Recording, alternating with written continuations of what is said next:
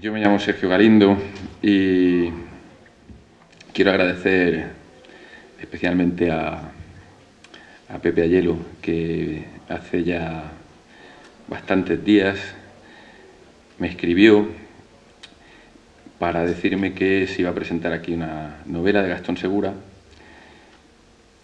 y que si estaba dispuesto a presentarla. Yo sinceramente no conocía a Gastón Segura. Le dije, pues dime la fecha, porque yo soy profesor y ahora estas fechas son un poco malas. Me dijo el día, me venía perfecto, me pasó la novela, y cuando uno tiene que presentar una novela que no conoce, siempre tiene un riesgo, y es que no le guste. Y dije yo, bueno, vamos a ponernos. Me comí la novela, la devoré. Dije, bueno, esto está bien, me ha gustado, así que por lo menos voy a presentar algo que creo que vale la pena. Y luego me faltaba la segunda parte, que era conocer a Gastón. A Gastón lo conocí hace 2 días. Quedamos en una cafetería, íbamos a estar un par de horas charlando, creo que estuvimos cerca de 4. Y me pasó una cosa curiosa cuando llegué a mi casa, y era que Gastón ya no era Gastón Segura, sino que era Gastón. Cuando eso te pasa en 4 horas, dices, esto promete. ¿Por qué me pasó? Por una cosa muy sencilla. Gastón es un hombre con el que vale la pena hablar. ¿Por qué? Porque yo, por suerte a veces y por desgracia a otras, conozco autores. Y muchos autores saben hablar mucho, pero no tienen ni idea de escuchar. Y lo que más me llamó la atención de Gastón es que Gastón te escucha y, por lo tanto, una conversación con él se convierte en un intercambio interesante, porque Gastón es un hombre de cultura, un hombre con el que se pueden hablar de muchas cosas. Hablamos de todo, no sé, cualquier cosa que se os pueda ocurrir. En las 4 horas dieron de sí muchísimo. Y aquí estoy. Voy a presentar un poquito lo que para mí ha sido la novela y lo que ha supuesto leérmela y luego volver a leérmela. No tengo por costumbre volver a leérmela, pero la tenía que presentar y aparte me apetecía. Así que dije, pues me la vuelvo a leer. Cuando quedé el otro día con él, le dije, digo, mira, es que estoy en la segunda lectura. Y me dijo así, digo, sí, me anoto yo cosas y tal. Digo, como lo estoy pasando bien, pues vamos adelante con ello. Entonces, debido a que Pepe me escribió, he tenido la suerte de conocer la novela y conocer a Gastón, así que Pepe, me puedes llamar para estas cosas todas las veces que quieras, sin ningún problema, que yo vengo encantado. De Gastón yo no voy a contar nada, os voy a contar simplemente que es villenero, igual que yo, que se afinca en otro lugar, igual que yo, él en Madrid, yo en Alicante.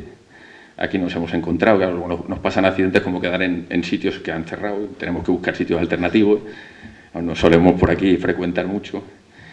Y es un autor que ya lleva varias obras a sus espaldas, varias novelas y un estudio, diríamos, un ensayo. Sí, es una indagación. Lo de Gaudí, en realidad, he hecho en prosa muchos géneros, ¿no? La crónicas de guerra, un libro extraño de Villena, que a mí me plugo mucho hacerlo, que es el del Coros y Danzas, sí, porque tuvo una libertad absoluta. Y esto me permitió hacer un juego de matruscas muy gracioso, donde la matrusca central era el grupo de coros y danzas, dentro Viena y dentro España, ¿no? Y luego el de Gaudí, que es una indagación. ¿Por qué el Gaudí era tan especial? ¿O por qué, si cabe decir de ese autor que es un genio? Y eso es lo que trataba de responder este pequeño ensayo, ¿no? Pues bueno, como os decía, esto ahora, después de esas obras que ya lleva a sus espaldas, ahora nos ha traído los cuadernos de un amante ocioso. Voy a describir un poquito por fuera qué es este librito. Cuando uno lo ve, pues es sencillo, es una colección de anotaciones semanales, ¿no? Uno abre el libro, tiene un texto a modo de prólogo, breve también, y luego tiene 52 anotaciones, una por semana, más una extra por un extraño encargo que luego nos contará Gastón, y que van desde el 18 de marzo de 2011, con inaugurar un blog, porque los cuadernos, su origen, son anotaciones de un blog, hasta un final, y un final es y adiós, que es del 4 de abril de 2012. Después tenemos un texto también breve sobre datos y sobre la sorpresa que le supuso a Gastón esta inmersión en el ámbito digital de la literatura, y 2 índices. Las anotaciones son semanales, hay algún salto, alguno que llama mucho la atención, pues dices, este salto en septiembre, y dices, uy, mira, me coinciden las fechas, las fiestas, ahí hay un salto, 2 semanas. Navidades, claro, tiene que ser Navidades y las fiestas, porque si uno es de aquí, pues eso le queda aunque esté en Madrid o esté en Alicante. Lo que es, fuera de esa estructura externa del libro, ¿qué es el libro? Pues un poquito yo lo que destacaría de él es que tiene un estilo muy directo. El otro día me comentaba Gastón que en el español tendemos mucho a hacer oraciones complejas, con mucha subordinación. Y es así. Esta obra no.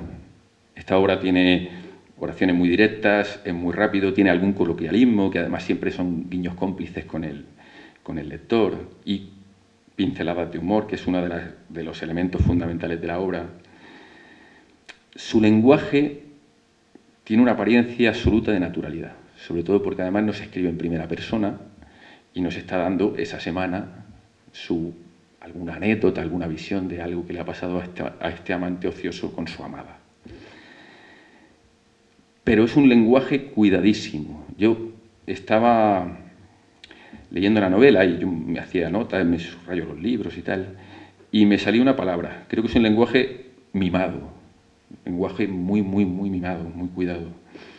Y en el que, este texto que utiliza a modo de prólogo, nos habla de que su madre, la de el amante ocioso, a lo mejor también la de Gastón, le dijo que por favor no fuera retórico. Y la verdad es que está muy alejado de retoricismos y de retorcimientos, y es que uno tiene que hacerle caso a su madre, fundamental. Como te decía, es un texto absolutamente directo al emisor, muy breve. ¿Por qué? Porque todos estos apuntes semanales están pensados para que alguien los vea en una pantalla de ordenador. Los publico en Internet y una persona lo abre en una pantalla de ordenador, y tiene que ser un texto ágil, que se lea rápido y que interese.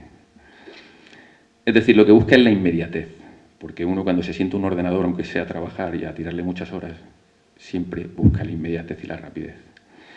Y una de las formas básicas es esa primera persona, ese autobiografismo ficticio real, también nos contará él, que impulsa y le da un tono muy peculiar al libro. Hay un problema con el libro, y es el tema del género.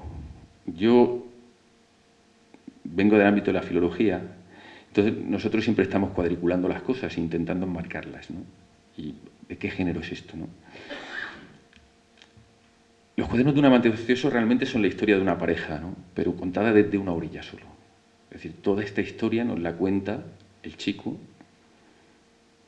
cuál es su relación con esta chica. El protagonista es él porque él es el que nos habla, pero la protagonista es ella porque él nos habla siempre de ella. Incluso hay momentos en los que yo todo lo que conozco de él es por sus palabras, y llega un momento en el que llego a conocer cosas que él no nos dice. Pero es cuando, por ejemplo, nos cita unas palabras que le dice su amada, le dice, pues solo faltaría eso, una historia que han tenido, que ahora te amansases, tú a lo tuyo, a protestar y a divertirme. Nosotros sabemos que el amante ocioso es un tipo divertido. Uno a estas alturas del libro, página 57, ya lo sabe seguro. Ahora, ¿qué es protestón? No. Y hay alguna pinceladita así que nos va dando que él no nos la da. Y como género, como os decía, ¿qué es? Pues la novela, vamos a hablar del libro, es una crónica de Madrid en los años 2011-2012, en la que asistimos a actos culturales, políticos, manifestaciones, el 15M, en las que vemos personajes de las clases adineradas, de las clases no adineradas. Pero no es una crónica, porque también la historia de una pareja. Es una novela. Pues en este mismo prólogo, el amante ocioso nos dice que no es una novela porque no hay trama. Pero quizás sí que sea una novela. A lo mejor puede ser un serial o un folletín moderno por el formato, semanalmente, subo una anotación a internet y voy contando una historia. Y además una historia que es fragmentaria y que nos va dando un conocimiento episódico de estos dos personajes y de su relación. Yo cuando la leía me acordé mucho de una novela de un autor que a mí me gusta mucho, que es Mario Benedetti. Su última novela que se titula Andamios. Y me acordé porque él hace una mención parecida a lo que yo estaba viendo aquí. Gastón realmente construye unos andamios. Y esos andamios son, un día a la semana, nos cuenta algo del amante ocioso en una historia que le ha pasado, una anécdota con su chica, con su amante. Y con esos andamios nosotros, el lector, tiene que tender los puentes de la historia. Tiene que tender los puentes de la relación y construir todos los huecos de esa relación. Ese concepto fragmentario, episódico, yo creo que es algo que aporta mucho porque te implica mucho en la lectura y te hace partícipe incluso de la propia creación de la historia. Fue uno de las cosas que más me interesaron. Y luego decía que no es una novela porque no hay trama, pero sí que hay una evolución. Es decir, los personajes se presentan de una manera muy rápida. Y luego la evolución es, si hablamos de un amante ocioso, la evolución realmente es del amor. Y os voy a leer 3 frases muy breves. Si el libro tiene 118 páginas, pues en la 29 nos dice este amante ocioso, nos cuenta una historia que ha tenido con el hermano de su chica, y al final nos dice: verán, ha sido la mayor alegría que me ha dado desde aquella noche que, enturbiada de ternura, se le escapó el primer te quiero. Esto estamos a 19 de mayo de 2011. Avanzamos un poquito más, la página 43. Ya estamos 7 de julio de 2011. Ella sale mucho de viaje. Y él nos dice: no hay lugar en el planeta como su regazo. Y avanzamos un poquito más, vamos a la página 89. Ya estamos en enero de 2012 y nos dice que él tenía la seguridad de que el pasado no asomaría con su cancamurria de fracasos, porque me bastaba con volverla a mirar de soslayo para saber que por primera vez en mi vida había acertado. He hecho 3 calas en esa historia de amor, pero poco a poco vamos viendo cómo este amante ocioso está cada día más prendado de su amante. Y esa es realmente la evolución de esta historia, y por eso la podíamos considerar la novela. Ahora, el género, sigo insistiendo, no sé cuál es. Finalmente, lo que quería comentar un poco es que ¿dónde dejaría yo esta historia? Pues yo lo dejaría en una cuestión fundamental, y es lo que creo que ha provocado que haya funcionado en Internet, de manera que a Gastón lo han leído mucho en Madrid, pero lo han leído en Pakistán, lo han leído en Valparaíso, lo han leído en cualquier punto, han dejado poquitos, o ninguno. ¿Y por qué ha funcionado así? Si estamos hablando de una pareja, Madrid, esa época. Pues yo creo porque esta pareja hablamos de un escritor mantenido, porque no tiene manera de ganarse la vida, escribiendo uno no se gana la vida, quitado dos, y una ejecutiva. La amante es una ejecutiva, una alta ejecutiva de éxito, que es la mantenedora del mantenido. ¿Qué pasa entonces con esta pareja? Pues que yo le comentaba hoy a Gastón que yo veo aquí un elemento básico en la literatura, que es, tenemos dos clases que no se pueden juntar. ¿Por qué? Porque tenemos a ella que está en los ámbitos de poder, está en los ámbitos sociales aceptados, y luego tenemos a un escritor bohemio. Si incluso él mismo nos dice, llega un momento que nos dice que cuando van los sobrinos a verla a casa, ella está allí un rato con los sobrinos, pero se cansa, se harta, los deja allí con él y le da dinero para que se vayan por ahí a pasárselo bien, pero le da dinero a los sobrinos y a él. Es una especie de niño grande, bohemio, no sabemos bien por dónde va.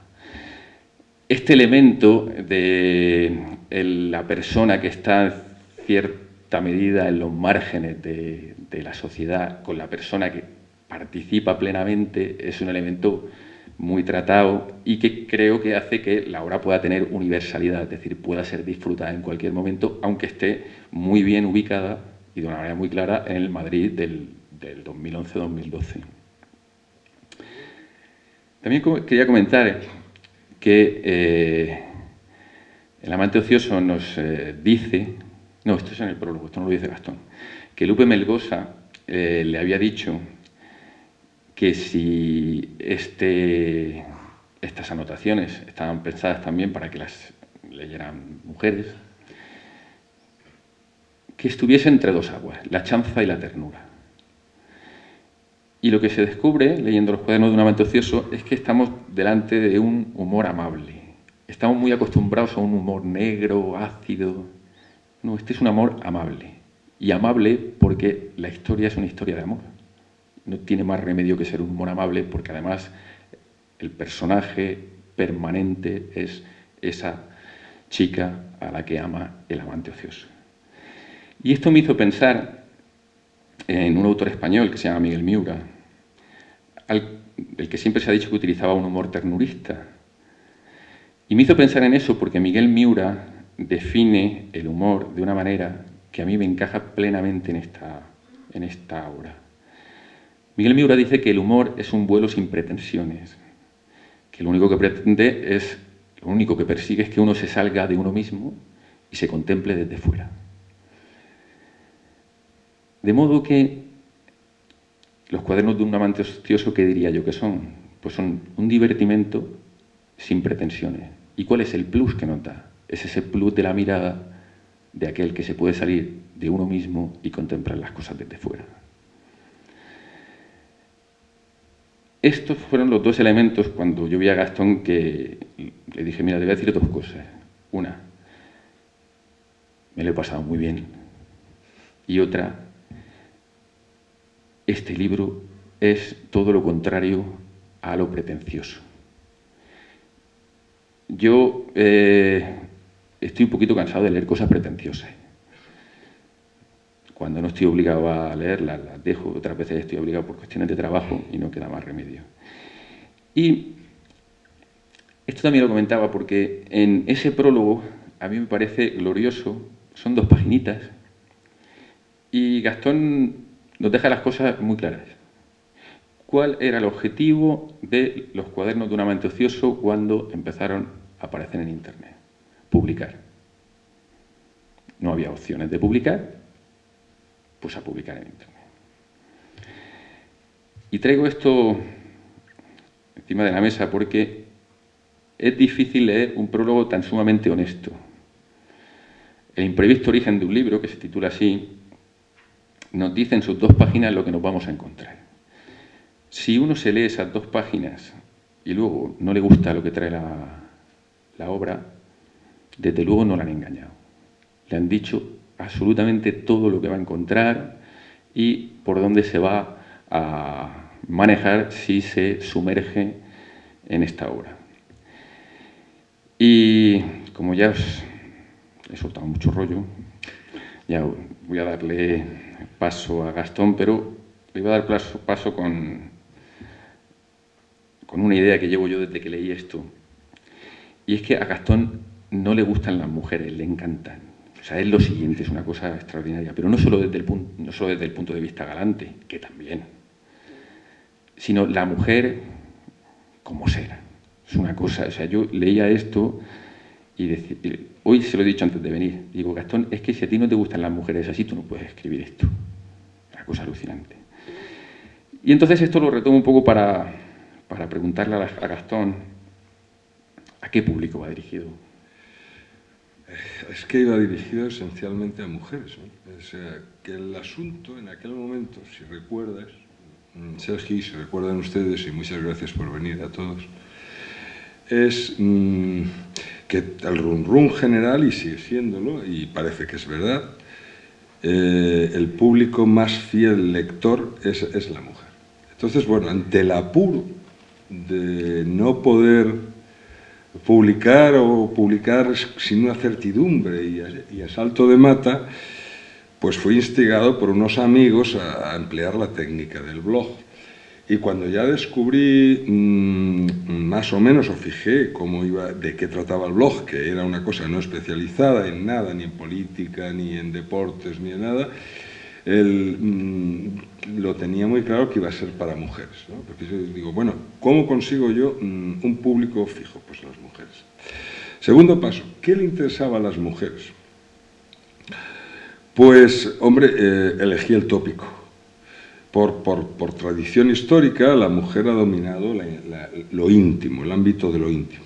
Entonces, y yo lo noto, o sea, es decir, valga la zafiedad de que el público femenino es el que mantiene los programas estos de chismes y estas cosas, ¿no?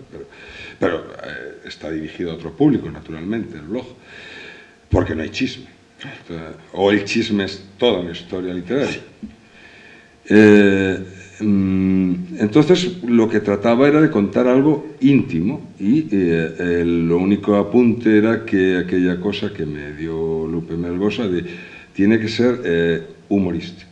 No vayas a pretender hacer una cosa dramática aquí me corto las venas y tal, porque esto no funciona. Esto lo único que me hizo hacer una reflexión con el humor, que tú me has aclarado, has aportado en lo que yo jamás había pensado, que era la familiaridad con Miguel Miura. Porque en realidad yo lo primero que pensé en el humor español y que me gusta mucho y que viene prácticamente del Lazarillo, me venía a la cabeza cuando pienso en humor, siempre me viene Cela. Y claro, el humor de Cela pues es un humor brutal. Y este humor brutal no gusta a las mujeres. Es una cosa como que la dejan como de cuartel, ¿no? Hablan, y es lo primero. Entonces yo estuve dándole vueltas a qué tipo de humor y la ternura, y al final yo creo que estaba amparado, o creía estar hasta oírte lo de Miguel Miura, estaba amparado en el humor francés y sobre todo en aquello que más o menos tenía claro, que era lo de la bella hipocresía, que está en el cine de Truffaut, pero que anoche me acordaba en Caudete que está magníficamente contado en el cine de Jean Reno, en las reglas del juego, ¿no? Y ahí yo creía construir esto. De modo que una vez hecho esto, lo otro ya eran arquitecturas sobre cómo desarrollar cada uno de los episodios, que le fui ganando, claro, el pulso a medida en que iba, cada vez los hacía con mayor ligereza. Quizá me costó un poco el segundo y el tercero, y en ese momento el cuarto y tal ya tenía una dinámica de trabajo donde lo atosigante en realidad era capturar direcciones para enviar invitaciones y que entrasen al blog. No tanto porque da vergüenza, dice, bueno, el resultado final se pretende literario, pero el mayor de los trabajos era capturar direcciones. Yo partí de 60 direcciones electrónicas y llegué a tener 21.000 direcciones electrónicas, los cuales invitaba, y por eso asistía gente de Pakistán, gente de todo orden. Pero lo de Pakistán además merece una nota a pie de página, y es lo siguiente: es que la profesora de español de no sé qué ciudad, ahora no recuerdo cuál era, si era Islamabad o esta otra más famosa, o Karachi, ¿qué es Karachi? Sí, claro. Al sur, pues les tenía obligados a los alumnos de español el leer cada uno de los apuntes para saber cómo era el español actual, ¿no?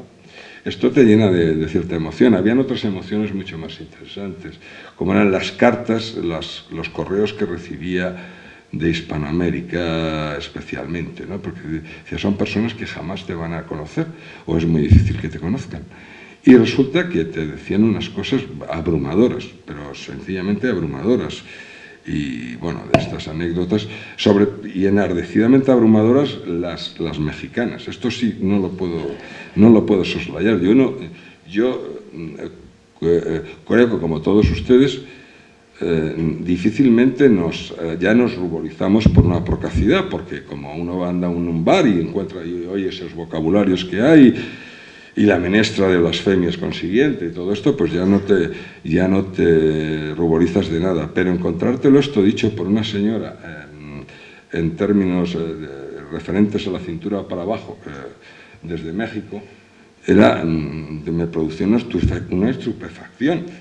Literalmente es que no me lo podía creer. Inmediatamente te producía un efecto bullicioso de satisfacción y veías que el milagro de la literatura, que es persuadir a los demás, se daba.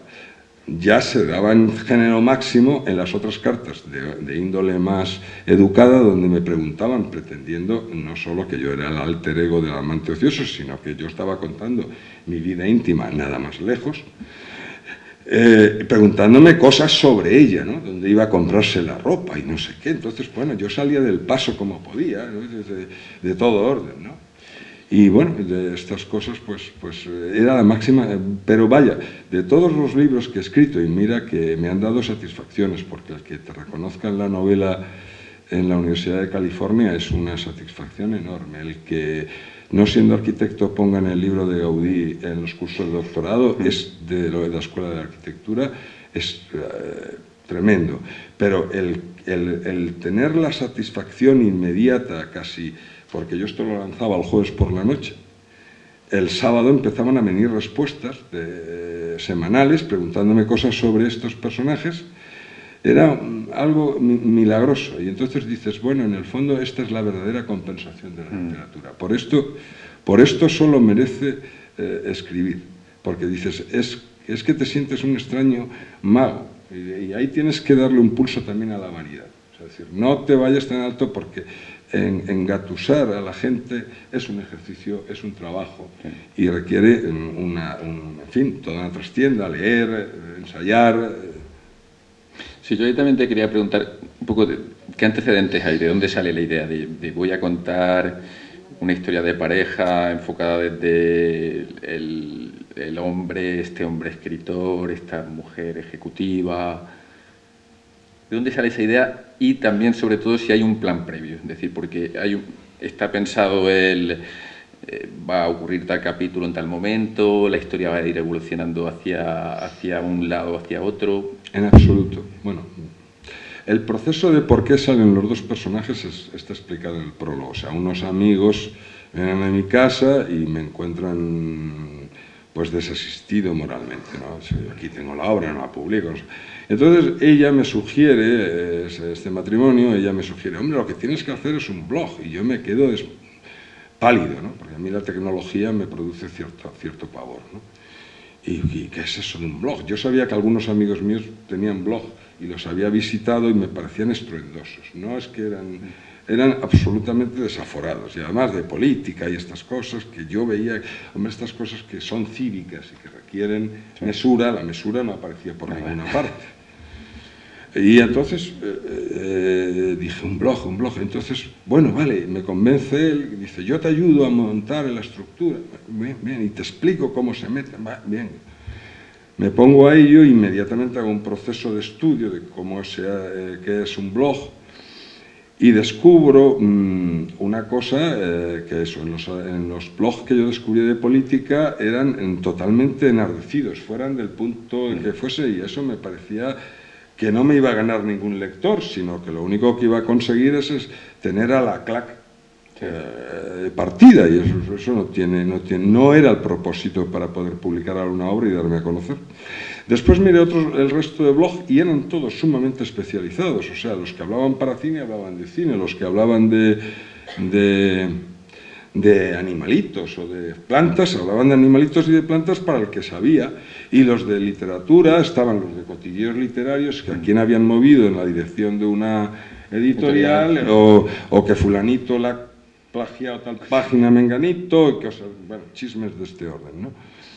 Y ninguno de estos y entonces el asunto era el run este que te acabo de contar y que les acabo de contar a ustedes, de las mujeres, como grandes lectoras, gran mina de la...